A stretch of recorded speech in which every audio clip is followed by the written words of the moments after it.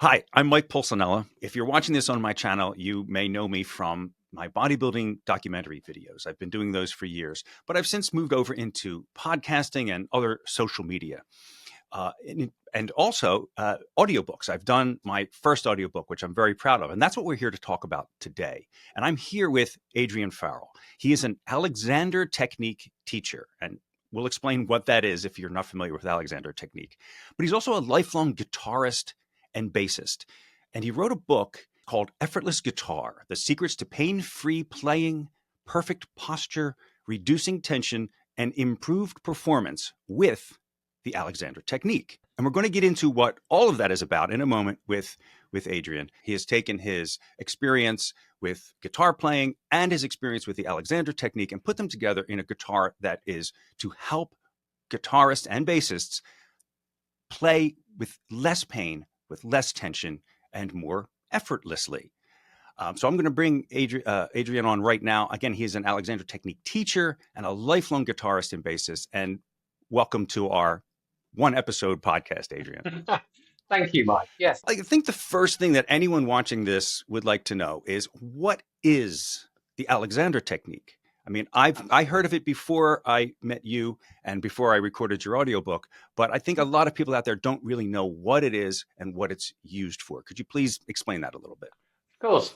I used to joke that if you met an Alexander Technique teacher and you want to see the whites of his eyes or her eyes, ask him what he does for a living. So it can cause a lot of consternation amongst my profession of how to describe this well. The way Alexander described it was dealing with the stimulus of living, which is a very broad thing to say. But we have behaviours, and some of our behaviours get habituated and then get in the way of performance and cause pain. You know, not necessarily related to playing an instrument. All sorts of performance, even if you're performing, making a cup of tea, that's performance, it's behavior, it's a movement, an activity.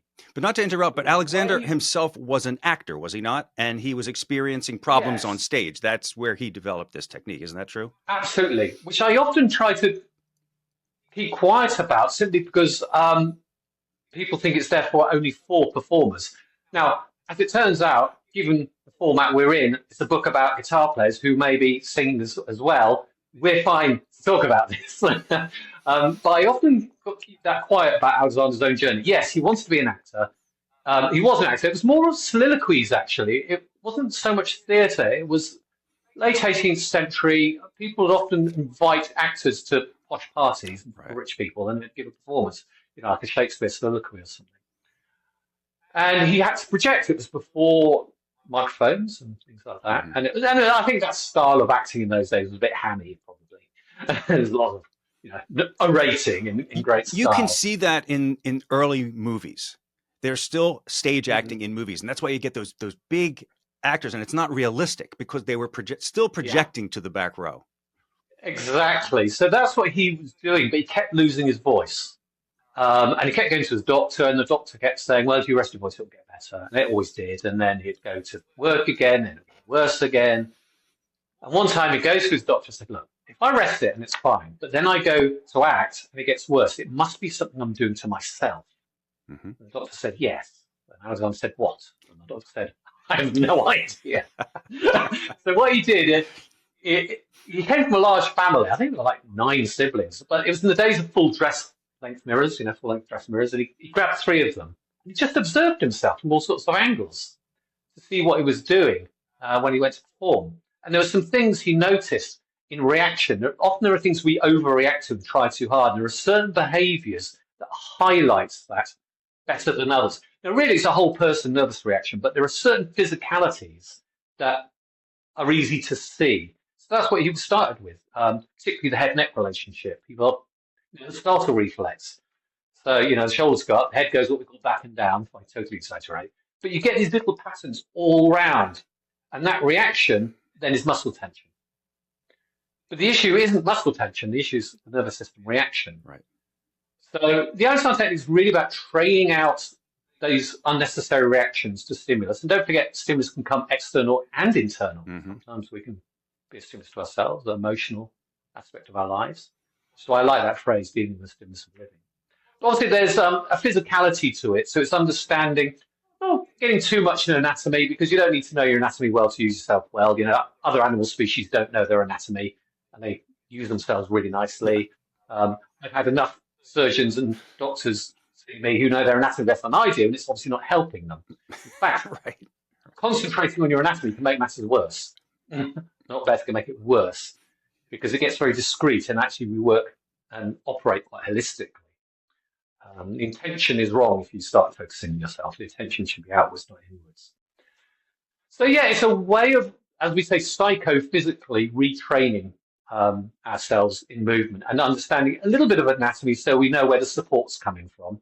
So we're well supported by our environment, and there's a lot of aspects of we call things like non-doing, which may sound like you're not doing anything, but it's a bit like the Taoist, the way. It's quite Taoist, this Zen in some ways. That if you get out of the way, things will just do themselves. And when things are flow, you could call it a flow state, you know, just getting out of the way of stuff. And of course, you know, we're not always in a flow state, and we ebb and flow. And it's just trying to find the best you can in the moment for you personally, not some idealized thing we're going to foist on top of you. So this is applicable not only to performers, but for anyone, people sitting at a desk, working all day, who work with their bodies, manual labor. To be honest, my majority of my clients are office workers. Yeah. And that was my backstory, if you excuse the pun, because we're kind of in the background. But that's good. Yeah, I used to work in IT, in financial services for investment banks. And that's what led me to the Alexander technique, that I was getting RSI and upper back pain. And I always regret, I can never remember whose website I saw when I looked it up. Someone I bored stupid at a party somewhere, so telling them all about my aches and pains. I don't know why I was doing that. They said, have you heard the Alexander technique? I went, no. But I looked it up the next day, and it made sense finally that it was something I was doing to myself, and I could be responsible. I like that self-empowerment, that agency. I love that word, agency. That agency that I'm responsible for my behavior, and it's my behavior that's causing me the problems. So yeah, like I say, it applies to all sorts of things. I mean, I've had people from all sorts of backgrounds. I had a painter decorator, so we helped him be able to get into a squat to paint low down as well as high up. More guitarists of late, obviously. Violin, piano,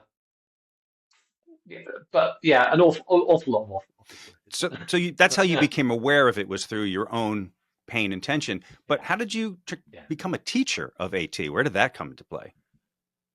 Well, I often joke I became an Alexander technique teacher because I kept cancelling my lessons, because when your boss in investment bank says you've got to work late, you got to work late. I was always frustrated that I couldn't keep up with my lessons enough. So I went through 2 phases of taking lessons, and then a big gap in between because work got too much. But I kind of fell in love with it. And I said, at some point in the future, I'd just love to do more of this. And although I started it for pain management, that's not the reason I stayed with it. I stayed with it because of personal growth and learning more about myself, and particularly my reaction to stress. So an investment bank's a high stress environment, and I learned, basically I used it for stress management. And that's why I stayed with it. And then in 2008, we had the credit crunch, worldwide credit crunch, which to this day, interestingly, the Conservative Party here in the UK are still trying to blame the Labour Party for, because they were in power, despite the fact it was a worldwide credit crunch, thanks to the subprime market. Anyway, I was at Merrill Lynch at the time. I was contracting, got kicked out. Because Merrill Lynch basically went under, ended up getting bought out by Bank of America. But it was a bit of a sad story. I mean, I don't really like to talk about this, but I'm going to anyway. At the same time, my father became terminally ill, within months of me having lost my job. And so I spent 6 months nursing him until it got bad enough that he had to go into hospice. And when he finally passed, there was still no work around, but I had my parents' house, and my mother had died 7 years before. And I just, it's one of those moments in life where it's a big change in one's life. And I had actually intended, to be honest, to go back to doing what I was doing before. But some part of me just went, to hell with it, just do it now. So that's what I did. So I rented my parents' old house out. That's what I lived on when I did that. I've had some moments in my life also where sort of situations pushed me into something I probably should have been doing anyway. Yeah, I mean, it's vocational, and I do absolutely love it, and I never regretted it. And I'm a bit like I joke that I'm a bit like an old jazz musician. I mean, I'm not that old yet, but when I'm 80 and I am old, I'll still be doing this. That's I'll right. do this till I drop Hmm. because it's what I am. So it's really become very typical with Alexander teachers. We've become quite evangelical about it. Partially because we're the first beneficiary as the teacher. Right. And because I'm benefiting from it, Right. I'm going to keep doing it. Why wouldn't I not want to benefit? And also, while you're teaching, that responsibility keeps you on top of your game. Nothing like a bit of responsibility to someone else, because I think we'd all agree we find self-responsibility not as easy as we would like. Even though I teach self-responsibility, I respect the psychology that it's not the easiest thing to do. It's an ongoing struggle and growth kind of thing. Absolutely. Yeah. So tell us a little bit about your musical history, how you started playing guitar and all about that. Okay, so I think I started playing guitar when I was 17, later than I had wished. So I took piano lessons for a couple of years when I was about 11, 12. And I used to get terribly nervous during the exams. So I didn't want to do the exams anymore. And my school was a bit rigid. And they said, no exams, no lessons. I went, okay. It's a shame because I still remember my teacher's name, Mrs. Thomason. She was lovely. I loved my lessons. And my parents bought me a classical guitar, hoping I picked that up. Right. The problem is, it didn't come with an instruction manual. And anyone seeing a classical guitar, it has no fret markers. Mm-hmm. So, if you've got any of your watchers that don't play guitar, these little black dots are fret markers. So you know where you are. It's the visual guide. Mm-hmm. That's stuff don't happen. So it was just this massive strings and frets. I was like, I didn't know how to tune it. It went in the loft, unfortunately. It went into the attic. And so about 5 years later, a friend of mine, living in Germany at the time, his parents had been on holiday in Spain and brought back a really rubbish tourist kind of tat guitar from Spain. And he showed me that rubbish. And he played a chord on it. And I said to him, I've got a better guitar than that. Come round and get mine. So he got up into the loft, get it. He tunes it up, which was a miracle to me in itself, to tune it. And I think I remember he played an E chord. I still even remember that. I went, how did you do that? He goes, well, you put a finger here, here, and here. And I went, no, you can't borrow it. Because I was already really into music. I was really into at that time classic rock, and I still am. So you weren't picking up. So you weren't picking up the guitar to do better with the ladies, the birds, as you guys might say. I did. No, I did. I fully admit it. I picked up the guitar in my teenage years to pick up girls, and then transferred to piano. I played piano keyboards for many years. I know. I wasn't one of those. It didn't work, by the way. I genuinely loved it. It didn't work, by the way. Not at all. Not at all. But I'm sorry.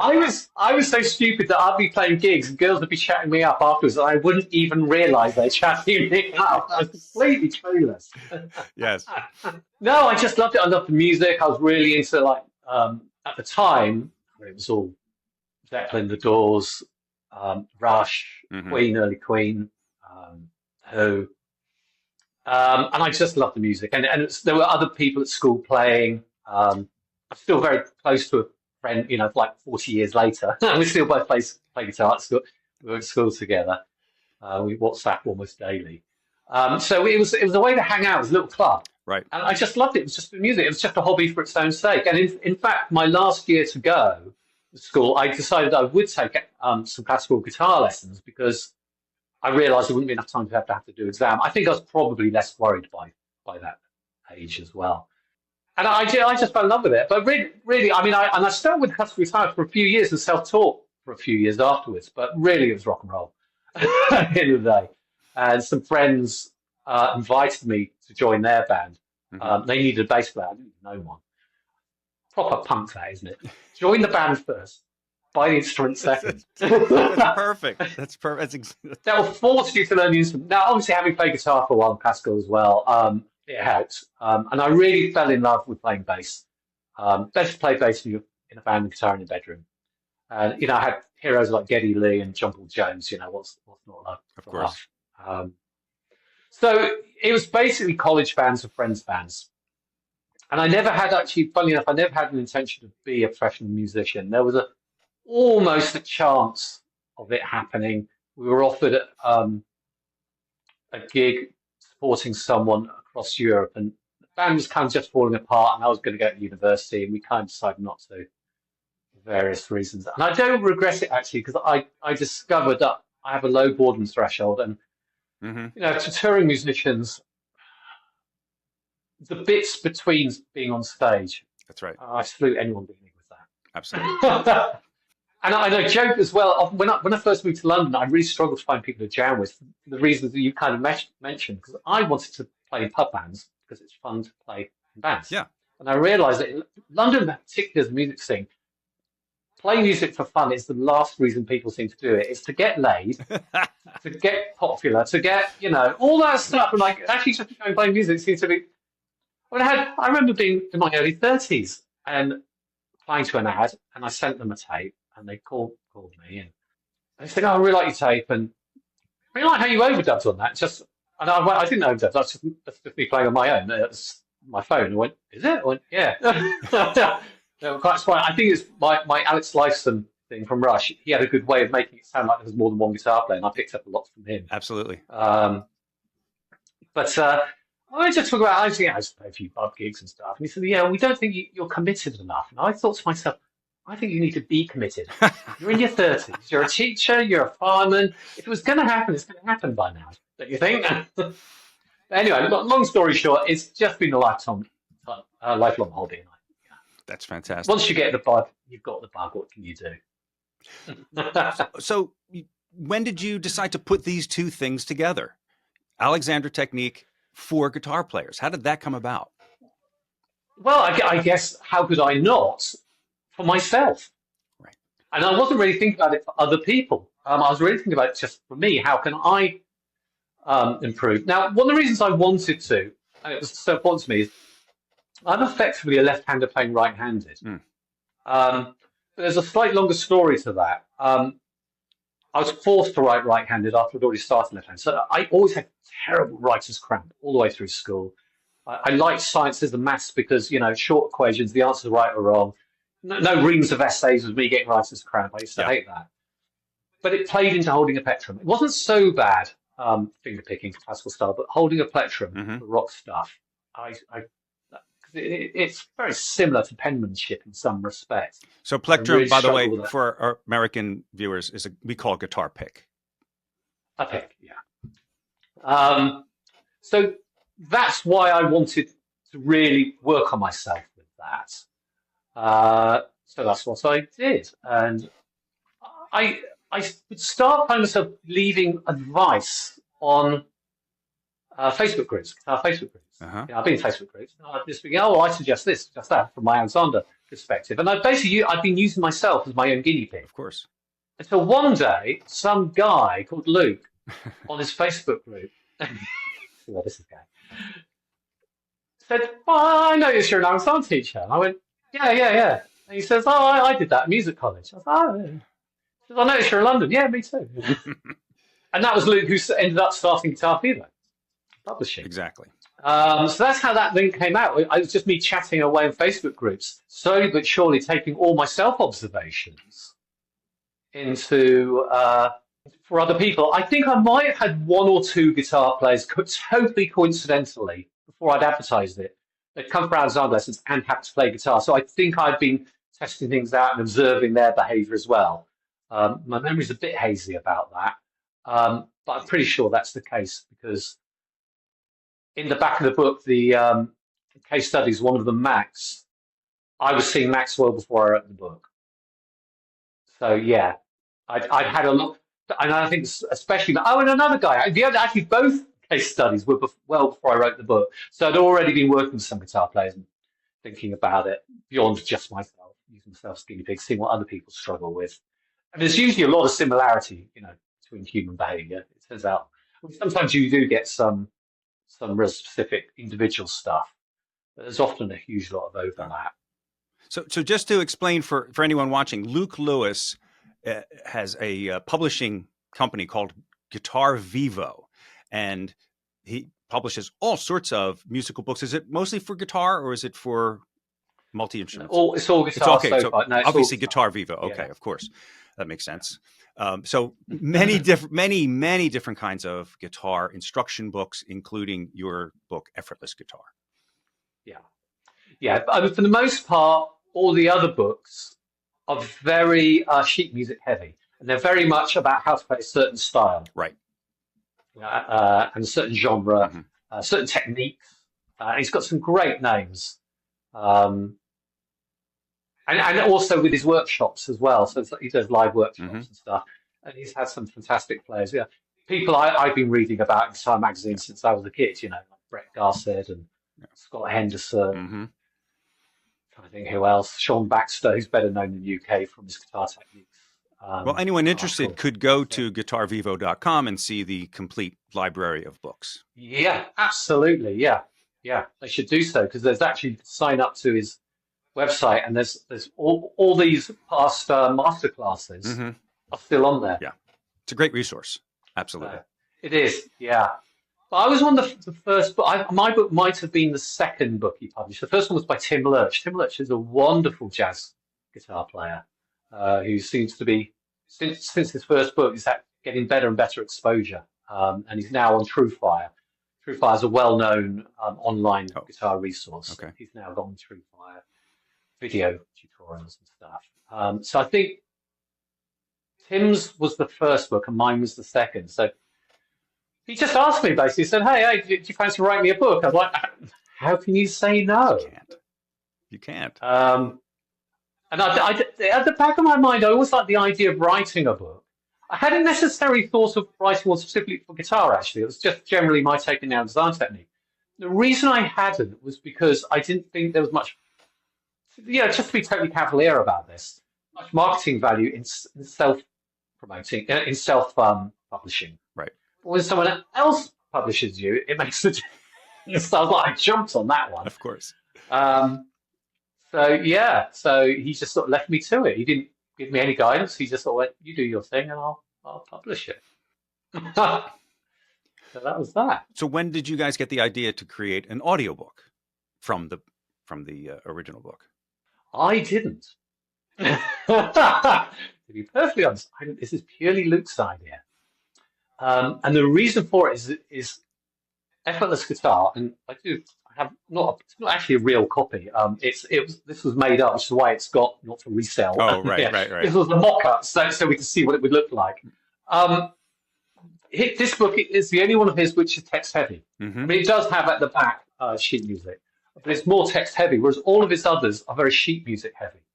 So there were two things going on here. One, he realized he had an opportunity with this book to create an audiobook as a publisher.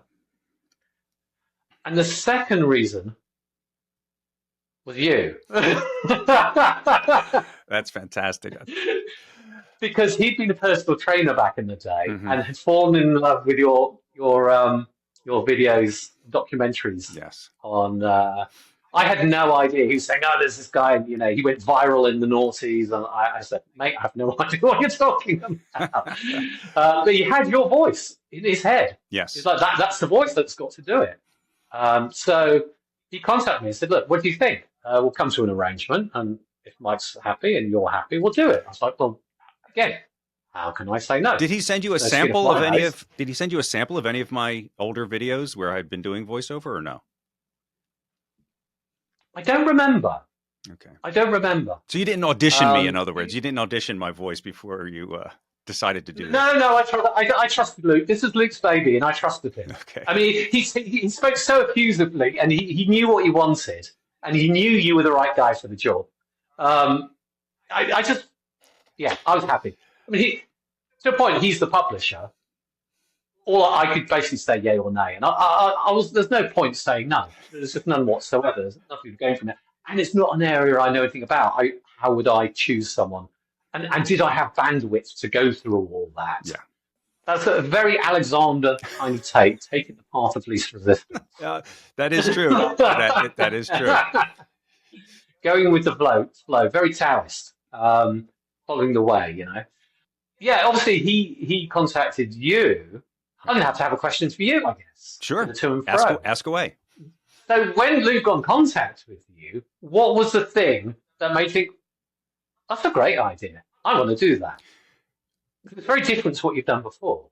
It is in a sense, but it's also something I had always wanted to do. Ever since I was a young boy, actually, I loved voiceovers, commercial voiceovers, anything that's narration, beautiful voices, and I worked on that over the course of my life. I also learned from knowing someone who was in the voiceover industry that it's very, very difficult to break in. It's a very Right. tight community. It's very difficult to break in. And then I got an opportunity to start making fitness videos for a fitness supplement company that makes protein powders and all that sort of thing.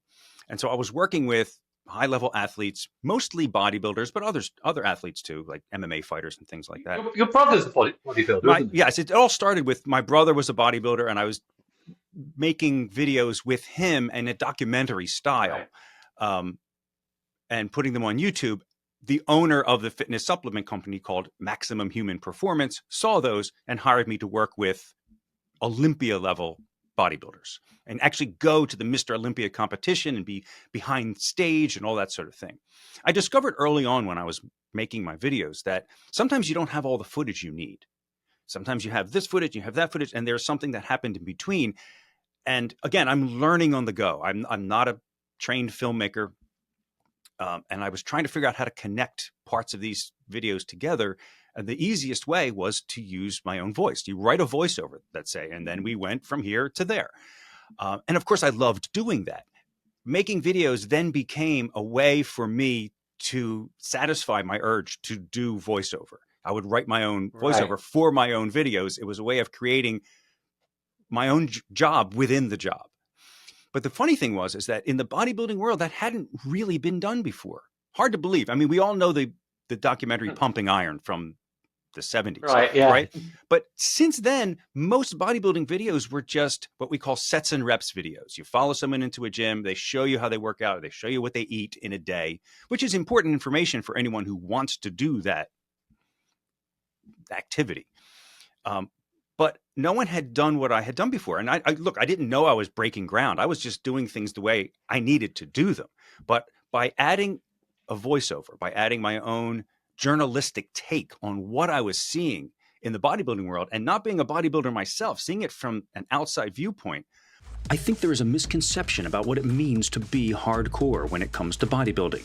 All too often, that term is used for displays that could be better described as ego lifting. Sometimes that can be inspiring, but it can be off-putting and misleading as well. And also, I was posting these in the very early days of YouTube. So it was a lot easier to get attention then. It was a confluence of so many things, of good timing, opportunity, work I had been doing, work that I did do, and it all came together where I became known for doing these bodybuilding videos. And Luke obviously was one of the fans of those videos and my voice. He certainly was. Yeah, and so it was so great to me that it came from that this opportunity to work on your book came from that. Even though guitar playing is so very different from bodybuilding, it still felt like kind of the same thing. Like I don't think I would be good at doing an audiobook where I had to take on different accents and different characters. I'm not an actor per se. Yeah. So, yeah. But I think that I can get across the proper emphasis of certain lines to make them clearer and more understandable. And so your book was a perfect opportunity for me to exercise that. You've actually just answered a question I was thinking of asking you anyway. Which was the bodybuilding thing and the Alexander thing might seem like poles apart, but if I can just use the phrase that you just used for that product, maximum human performance, right, that's the thing that ties them together. And I wonder if that was the reason that it appealed, that it does fit into the arena of human performance. Absolutely. It absolutely did. And physical performance and how the mental state, and a lot of my videos are with a bodybuilder named Kai Green, who never really jumped over, even though he did a small part in the show Stranger Things. He's not Ah. he's not really crossed over into the kind of notoriety that someone like Arnold Schwarzenegger has, even though Kai Green was on the Mr. Olympia stage many times. But he's also a very philosophical man, and so his entire message in the videos that we were creating was your mind produces your body, and that it's how you think begins the whole process. Those seconds are built on thousands and thousands and thousands of hours, basic fundamentals being applied over and over and over and over again. Those are the things that, when you string them together, start to create a day of efficient action. It's really very similar to the Alexander technique. Yeah. It felt completely comfortable and completely at home for me to do that, to make that transition. Because that's the central theme to the Alexander technique, that the mind and the body are a singular functional entity. Absolutely. And I think sports people recognize that, but I guess everyday people don't really take, because they think of it in terms of sports psychology, but actually your thinking affects your behavior. And that's what Alexander wrote about more than anything else, our thinking, our awareness. And our behavior is the outer manifestation of what you can see of someone's thinking. Absolutely. Now, an interesting side effect from me doing this audiobook, and it took us, there's many pages, I forget how many pages the book is, but it was a lot of work. I have done audio voiceover for my own videos, but they were usually short videos, or I would do it in short segments. Now we were doing an entire book. And so there I was, standing in my little makeshift audio booth with my microphone for hours and experiencing some of the problems that Alexander himself experienced. Running out of breath, tightness of the chest, shoulders hunching, all of those things.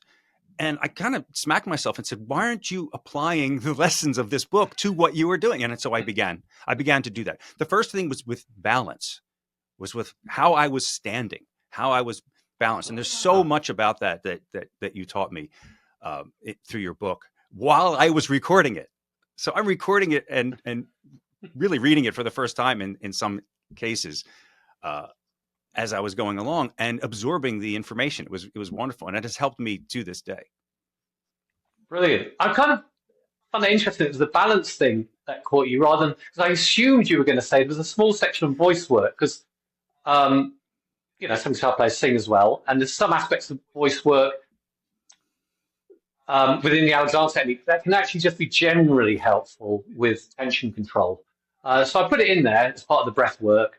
I didn't overdo it, but I assumed that's what you were going to mention. That was helpful. Not the balance. No, that was helpful. That reminded me, because I was a musician for many years myself, a professional musician for 20 years or more, playing keyboards and singing. And so I had vocal lessons, I had breathing lessons, and I was remembering some of that from your book. So that wasn't a revelation so much as it was a reminder. It was the balance thing that I had never experienced before, never thought of balance and gravity the way that you described it in the book. That was a huge eye-opener, and meditatively making you aware of your body in space in relation to gravity. It's because the voice here is right below this head-neck relationship. Mm-hmm. And if the balance isn't working nicely, it all gets very tight. Absolutely. So if the whole body isn't nicely balanced, this suffers as well. Yeah, I was going to finish off by saying it might seem odd to start, if you were having voice lessons, to start with someone's balance, and someone might look at you a bit funny, like, no, this is about my voice, not about my posture. And it takes a while to understand. But it is. It's a subtle lesson, and I don't want to like condense it or try to explain it here, because it really needs to be explained in full the way you do in the book, because it is a subtle lesson, and it takes a cognitive shift to think about balance and gravity differently. And you do that so well in the book.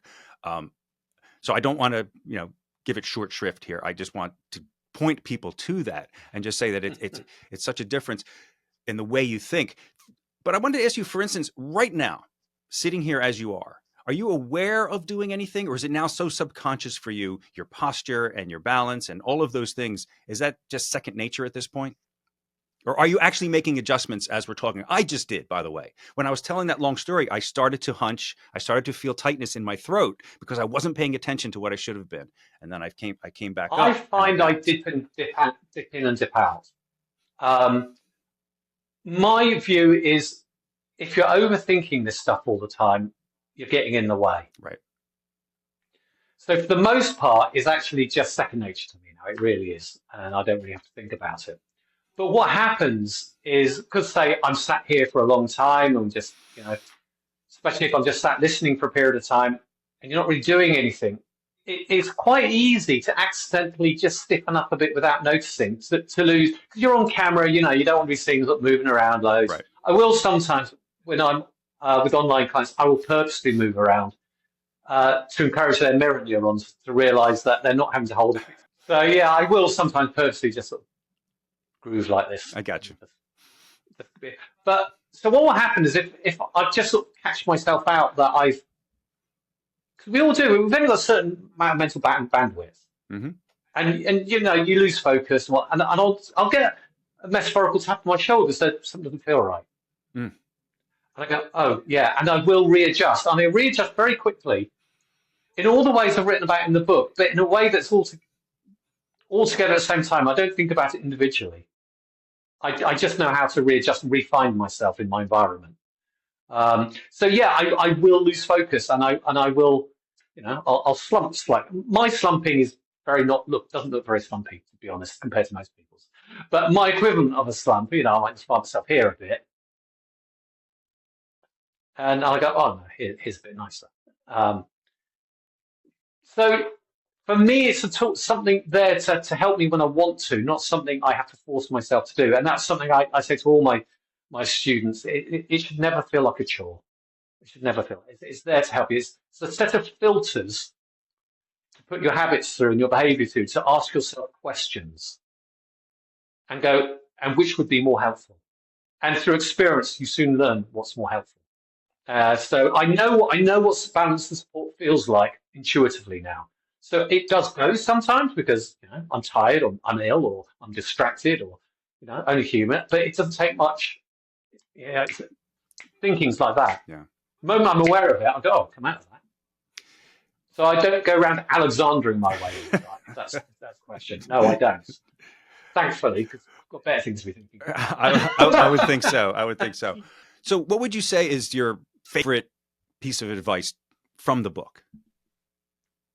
Yeah, I do have one. And it's been kind of revelationary for myself, particularly as an uptight young man, where I feel like my timing could have been better in the past. And that's about movement. So obviously, the Adrian technique is kind of well known for posture, and it makes people think of a correct position, which is actually very unhelpful. Posture is the balancing act. So just being stood up is a movement. Even to sit is a movement rather than reclining. Right. Reclining is being at rest. But if I'm sat and I'm on a piano stool, I'm in movement. I'm doing the act of not falling over. That's what posture is. Mm-hmm. Posture is simply not falling over. And we do it innately. It's either you do it with skill or not with skill. So you're already in movement, or should be. I hate the word should. I wish I hadn't just used the word should. And that was another revelation to me word, also, that concept of posture is not falling over. That was another kind of startling revelation to me. I love that part. Yeah, and posture is only possible because we have a planet to have posture in. So it's weird how people act as if gravity is the problem to their posture. But you try having a posture in free fall. It's meaningless. It's like trying to swim without water. We're completely evolved for this environment, and our environment gives us posture and it aids it. Now, but we are mobile, and it's not a position; it's a balancing act. There's a phrase, and you hear it a lot. It's more in American. You certainly hear it with bass players and drummers. I think in British and other nationalities we're aware of the phrase, but it's very much.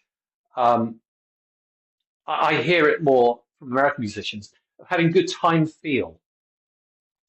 I thought, how the hell do you feel time? It's a phrase I've been aware of for years, but it meant nothing to me. It used to just annoy me, basically. And I was watching a video by Jack Gardner, wonderful player from the UK, who was taught by Tom Quayle. Tom Quayle's quite well known on YouTube as well when they were younger. Anyway, I was watching this video and he used this phrase. I was like, oh, that's that phrase again. But it stuck in my head. I was just thinking it over, and like a day or two later, it struck me what it was. Because I was saying, what is time, Phil? Well, you can't feel time, but what is time? And time is, well, that's a longer question. What is time? Because there's only space-time and there's general relativity and all that. But one aspect of, you might say learn at I was about to say secondary school. You probably call it middle school. Yes. I'm not sure. But, teenage years. A teacher might say it's a measure of rate of change. And I thought to myself, well, what's changing? Our movement. The fact that I'm moving is something changing. And that was an epiphany, because I thought that's what time feel is. It's not feeling time, it's feeling movement. Very You're generating movement. And the problem you often get with people trying to do that in the typical way, which is tapping their foot. So tap your foot to keep time. It can work, but what often happens is people do it in a very discreet way from the ankle, like it's very discreet, and they're not feeling it through the entire thing. That doesn't work, because then it's like trying to coordinate a foot movement with a hands movement, and that makes matters worse. But if you genuinely move and groove and literally dance, in inverted commas, if you move and generate a tempo, and I've seen drummers and bass players, but drummers mentioned as well. I watched a documentary on gospel players. Those guys are killer in their groove chops, their timing, and they all say you've got to move. Now, drummers are telling you you've got to move. They're the rhythm kings. You don't argue over this. You just listen to them. And they've got enough movement going on with their arms and legs. You think that would be enough? No, you've got to feel it. So what I found was, if I could just get a groove going with obviously my poise and my balance, and it's all got to be together. So I've got to not interfere with my innate balance and my innate posture, or poise as I prefer. And on top of that, just add a little something. Now, it doesn't have to be huge, and some people have very sensitive nervous systems. They can do it quite subtly, and I've kind of got used to it more subtly for myself now. I've started being more generous to begin with. I can go without a metronome now, even if I want to practice scales and arpeggios, because I can just do this and lock in. And you make this primary, not what your fingers do. And a weird thing happens. Not only does your timekeeping get better, it just flows through. You're actually generating tempo authentically, and you're performing. When you're doing that, you are performing. So people often get that disconnect from practicing to going out to play and perform, because they're not practicing, they're performing. The moment you groove, dance, whatever, you're practicing performing, and then you can take it, so you can feel it. You go, that's the primary thing. It doesn't matter what happens with. It doesn't matter if I play a bum note. It doesn't matter what I'm doing with my hands. If you can keep that going, you'll always find your way back. Now, why is that important? From an Alexander perspective, the reasons people come to see me generally, although yes, they'd like to get improvement in performance, which that does help with, absolutely. But people really struggle when they're practicing with tension control. So why is that important? So why is this so important? So yes, it helps with your performance and your timing and things like that. But people usually come to me because they're in pain. That's usually the reason people start coming to see me. They might stay with me for the performance, but they come for the pain. Get rid of it. And particularly in practicing, people get very stiff when they're practicing. A lot of tension control issues. They're either collapsed for a long period of time, just playing away, or they're trying to overdo good posture, go on, it's all very stiff. Especially if they have a short amount of time to learn a new complex piece. And you mentioned something like that in the book, the time constraints of learning new material. We get very over kind of. Yes. It creates behavior, which in our lexicon, our professional jargon, end gaming, trying to go for the end result without considering how you're going to achieve it. And we're all about the process in this work, not about end results. Yes. If you get the process right, the end results are given.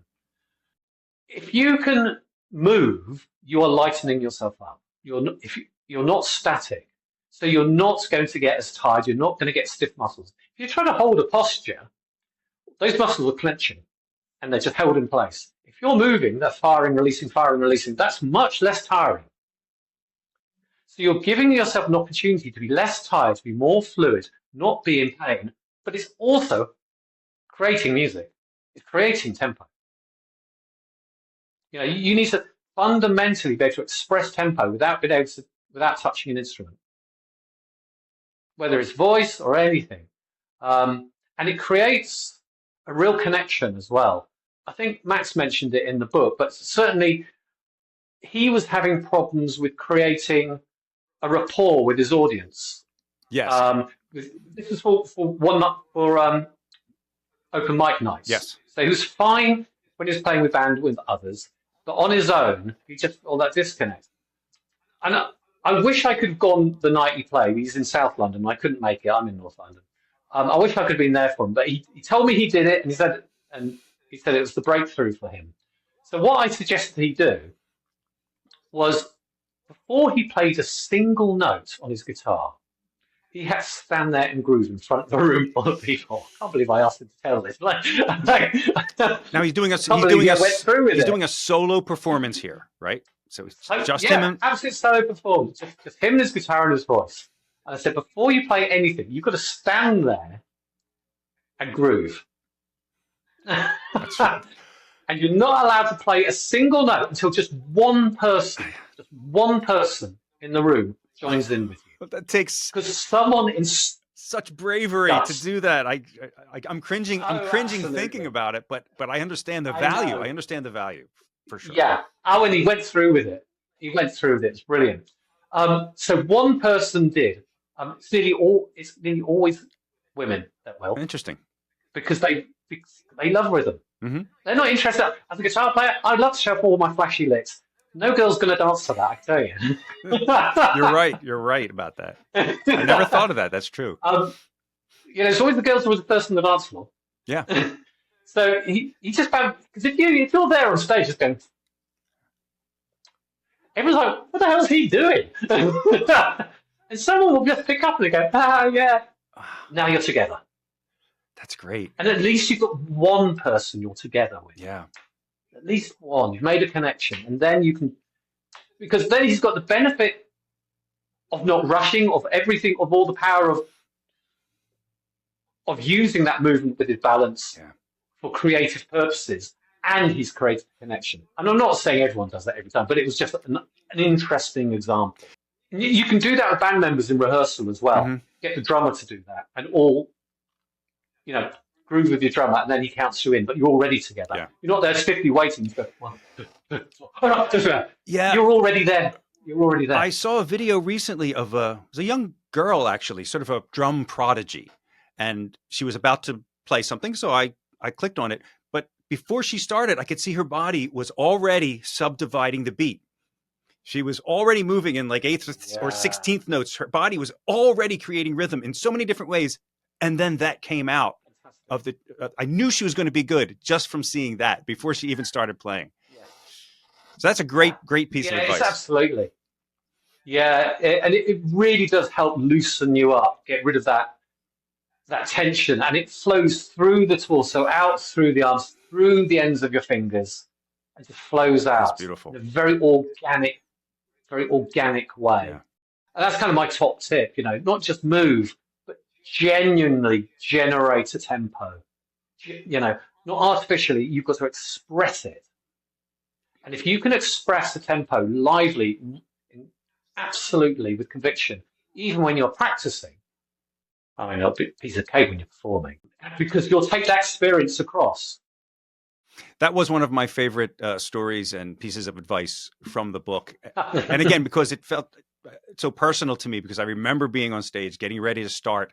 I would hope that I would have had the guts to be able to pull that off. And I can really see the value of it. But that story really stuck with me. It is a great piece of advice.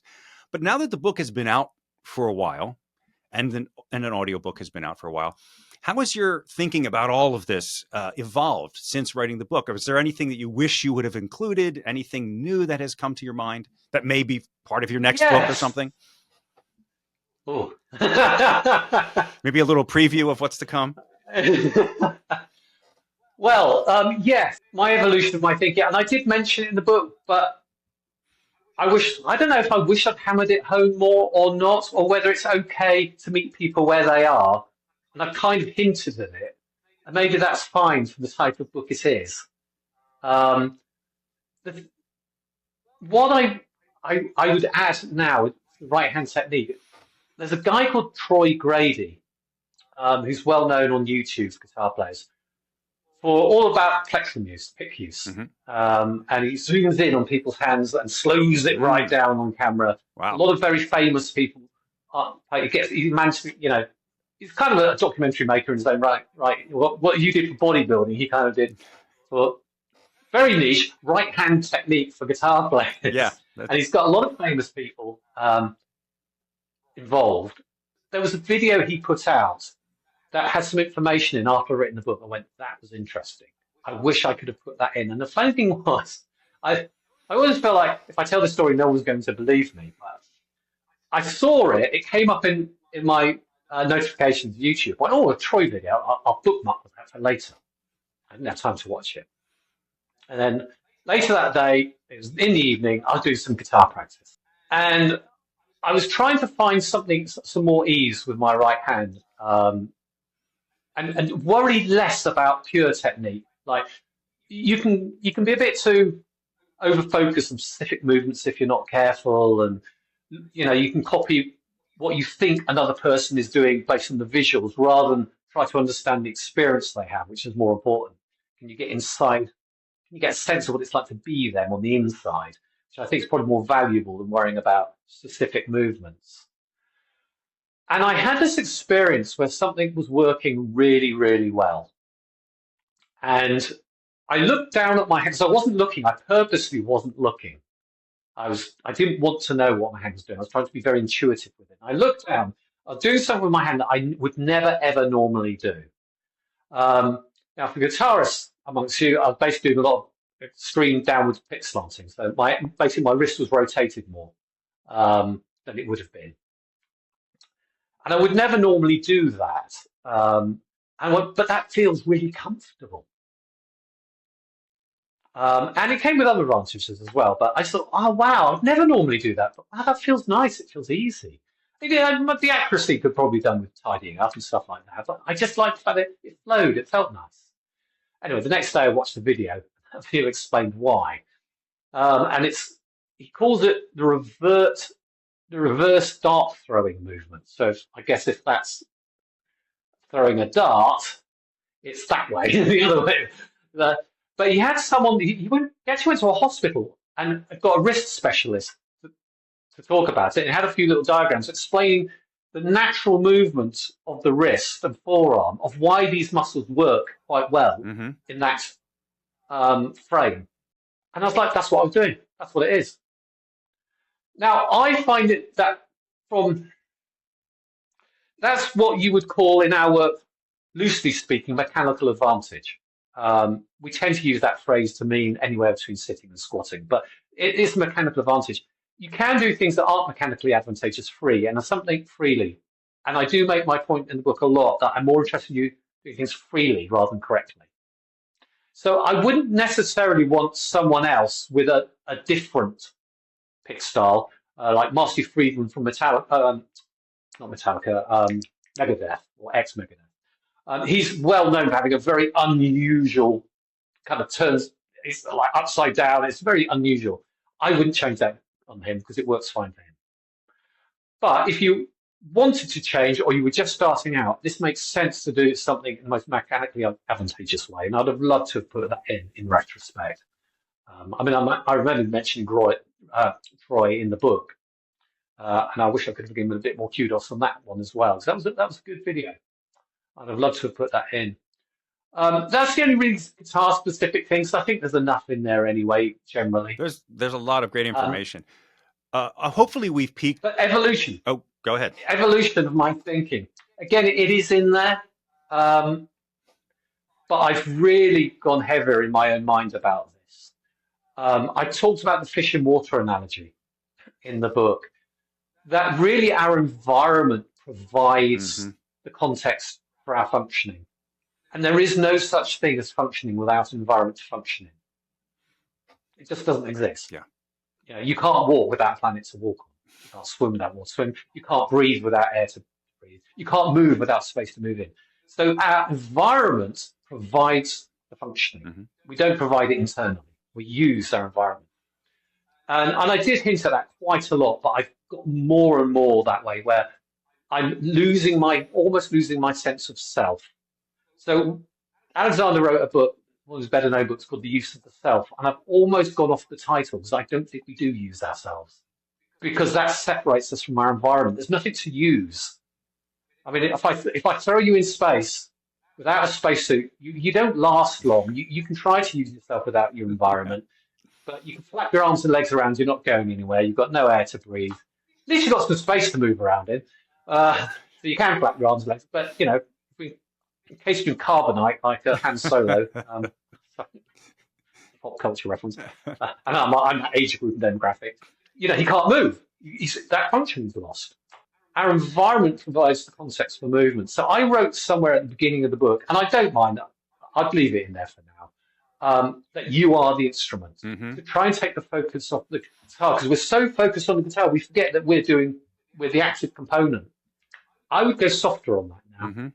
Because obviously you can't play a guitar without a guitar. But that holistic sense that yourself and your functioning doesn't end at your skin. That your functioning is an complete unity of self and environment. So in the Alexander technique, we talk about psychophysical unity, which you call a self for short. And unofficially, and all my colleagues agree with this, I've spoken to a lot, we're all happy with this as an idea. It's just not canon. It's just not something Alexander specifically wrote about. But, you know, I guess our thinking's evolved over the last 60, 70 years since he died. That there's self-environment unity. Now, I guess in the Eastern and Buddhist traditions, that's probably nothing particularly new. But to really think of your terms of function, of you and your environment are a singular unit. Yeah. And the guitar will become part of that. You know, of course. You see certain players, people used to love making comments about how Jimi Hendrix would be one with his guitar, you know, and other players too. But he was one of the ones that, very typically, with people mention that unity. That's where my thinking's more. My sense of losing sense of self, because you can't use yourself as yourself. You need something else. You need to be provided functionality by your environment. I don't think it matters in terms of the book, so I think the book makes the case well enough. And I hinted at it. And I don't think it's really, and it may not be the place to go down that philosophical path as strongly as I would like, because maybe that's not the book for it, and that's fine. But I hinted at it. No, but it's an amazing revelation, and I really like that idea. It's beautiful, and I'm kind of absorbing it in the moment right here as we're speaking, because I mean, you know, I do meditation myself, and it's of course becoming aware of your body, of every part of your body in space, but then to extend that to the space and the environment around you, that's a whole nother level. I really like the idea of that. I can only move my hand there because there's space to move it in. Right. But not only that, because my mind's aware of it. So my mind is in this space. That's how I know I can do that, by choice. That's great. That's great. So this space is me. So I have a tendency now to self-define myself as my peripersonal space. That's anywhere you could touch and reach. And anywhere I can reach is me. I can invite someone into that space and I lose some of that functionality. That's the choice, that's an invitation. But we know when someone else invades that space, one of the reasons we dislike it so much is it robs us of ourselves. You can no longer use that space. You've lost some of your functioning. And dependent on the nature of the conversation, if we're being more pragmatic, and I am actually generally more pragmatic and prosaic in my teaching, I will say that self-environment unity is functioning, but I think it's also equally fair to say self-environment unity is being. So this is my being. I can't be not part of my environment. Huge ego thing that the human race thinks it's going to exist in space somewhere. It isn't. It's a horribly hostile environment. I get that we're tending to get a little more philosophical here, and that's all well and good. And it's true. You do sort of focus on the nuts and bolts of playing for the most part in your book. But I always think it's good to have this sort of as the foundational background, to think about things in this way as a foundational background for anything. Well, musicians and artists are thinkers, and that they will tend to be somewhat philosophical of nature. So even though when I try to be pragmatic and prosaic, they'll often lead me into that conversation anyway. I want to go back to that thought of end gaining, where you're always looking at the goal rather than the process, because I think that applies to everything in life. That if you're not enjoying the process, you're not going to make it to the goal.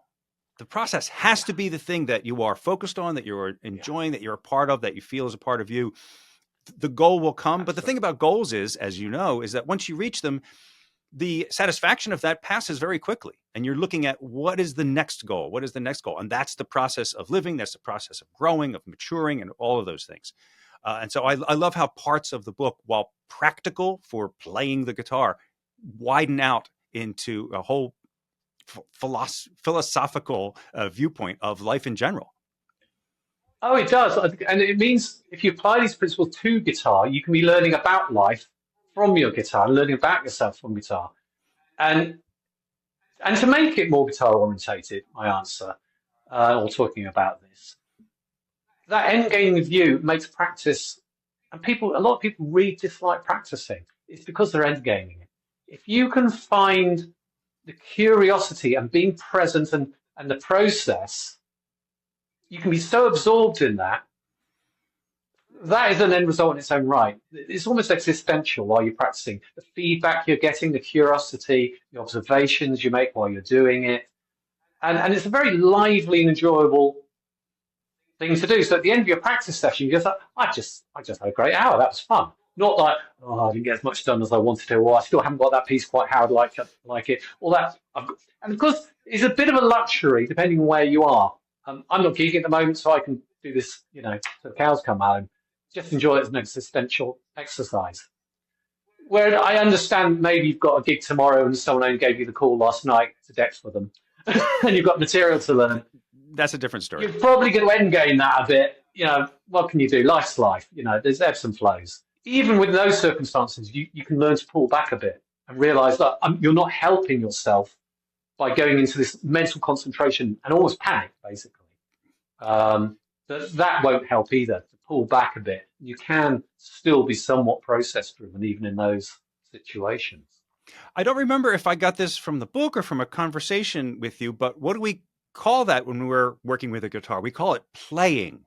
And if you forget that you are playing, then you bring in tension, you bring in all of those other things that we talked about. I don't think I did put that in the book, but it's a common thing I've heard from many people over the years. Yeah, we call it playing the guitar, not working the guitar. There you go. And all musical instruments. I think it's one of those things that's been handed down over the generations. Yeah, it's a good point. And again, that's an attitude, isn't it? Which goes into psychophysicality. If you change your attitude, you'll change your behavior. Exactly. So hopefully by this point, we've intrigued guitar and bass players that they want to go check out the book. What would you say to a guitar or a bass player? What is the value of the book? Why they should go check this book out? They should want to check it out because they love playing guitar and want to get the most out of it. And because they realize there may be something in themselves that's getting in the way. They're looking for some key to unlock some freedom. It's really obvious if you're in pain. I can very much easily say, yes, I can help you get out of pain, and that's clear cut. So if you are having discomfort from playing, it's a no-brainer to find out what your behaviors are that are causing it, and the book will help you address that. But if you're not in pain, it's a truism that you can't market prevention. So it needs to be something else other than prevention. I mean, look at Nancy Reagan's Just Say No campaign in the 80s. That worked well, didn't it? What is it, that other thing? You love this thing. What can bring you a little more engagement and joy in Beautiful. the process? That's a beautiful thing. And I think that would be a lovely thing to find through the book. So where can people find the book? Where can people find you? What are your various social media links that we can pass along? So, yeah, well, the book's on Amazon and Audible. Correct. It is available on Kindle as well as paperback. And yes, obviously on Audible. And obviously on Amazon for Audible as well, because they're linked, aren't they? Yeah, they are. Yeah, so that's easy to find there. My website is alexander-technique.london. So on the whole, my website is generally more pure Alexander based. And I have, if you can be found on YouTube, and I suddenly can't remember my YouTube handle, but if you look at my name, it is. I have it here. I have it here. It's Adrian. It's Adrian Farrell. Okay. That again tends to be pure Alexander Technique stuff. But there's some interesting stuff in there, and it's all applicable. And the first half of the book, I mean, I do make plenty of guitar references throughout the book, but it would actually be possible to read the first part of the book before it gets to any sort of music notation and not to be a guitar player and still find great value in it. Totally agree. I think you could take my YouTube things, watch those, even though they don't appear to be anything specifically about guitar, and go, I could apply that to guitar. And again, that's one of the parallels between the bodybuilding work I did and working on your book, is that, again, talking about Kai Green, his philosophies of bodybuilding, again, applied to achievement in any part of life. And that was one of the reasons I liked working with him. And I think why those videos really took off. And it's so amazing to me that these two things are linked in that way. Yeah. I noticed that with people. I used to do a lot of Tai Chi years ago, and I'd love to get back to it. But there's a lot of good parallels between Tai Chi and Alexander Technique. But if you see a Tai Chi master, yeah, they can do all their crazy moves and stuff, and when you actually apply it to Kung Fu and stuff, it's all very impressive. But it's when they're just making a cup of tea or doing something, just walking, doing the shopping, you can see they've got something. That training applies to absolutely everything. They are a changed person. Absolutely. And that's the same way I think about the Alexander Technique. It just fundamentally changes you, but not by superimposing anything, actually by stripping away, if you get rid of the interference, whatever's left is you. So it's like archaeology, you sift away all the layers, and underneath you just find more you. That's great. That's really great. And then you take that with you wherever you go, without the interference or less interference. We're only human. Absolutely. I want to mention you're also on Instagram, Adrian Farrell 89, and people should check out guitarvivo.com to check out all the other books. And once again, this has been great talking to you again, now that we've completed the book. And I thank you for giving me that opportunity. Again, it was something I always wanted to do. And now I've got a book on Audible, and it's a good one. And it's one that every guitar player, and I really think other musicians should check out as well. Brilliant. Thank you. Can I just tell you, I know I've told you this story before, but I just like your listeners to hear the story. When I first heard the introduction, when you sent me the introduction, and I listened to it, and I was thinking, this sounds awesome. Oh, wow, I could do a book like this. Oh, hang on. Hearing it in your voice was just like something else. I was like, oh, this is wonderful. As guitarists, we often fixate all of our attention on the guitar itself, studying the fretboard, developing technique, learning chord voicings, and researching equipment. These are all incredibly important, but they completely overlook the most crucial component in our playing, ourselves. Well, that's funny, because that was always my philosophy of making videos. I did not set out to make bodybuilding videos for bodybuilders. I set out to make a video that I would enjoy watching. And by the way, I'm not a huge fan of bodybuilding. My brother just happened to do it. That was my entry point into it. I'm not a big fan of it in that way. But I am fascinated by anything that takes enormous amount of dedication and commitment. And both playing musical instruments and building your body to inhuman proportions take an amazing amount of time and commitment and energy. And so those things, I find parallels between the two. And the Alexander technique as well takes time and commitment as well. To learn about yourself takes time and commitment. It absolutely does. It's something we should be doing anyway. And if you can do it in service of playing your instrument better, what better way to do that? Absolutely. Thanks a lot. Thank you. Even though all classical music colleges have Alexander Technique, or AT, teachers available on campus, popular music and jazz departments have not embraced AT, despite the wide array of benefits it imparts. This is also in spite of some very prolific rock and pop musicians publicly advocating AT.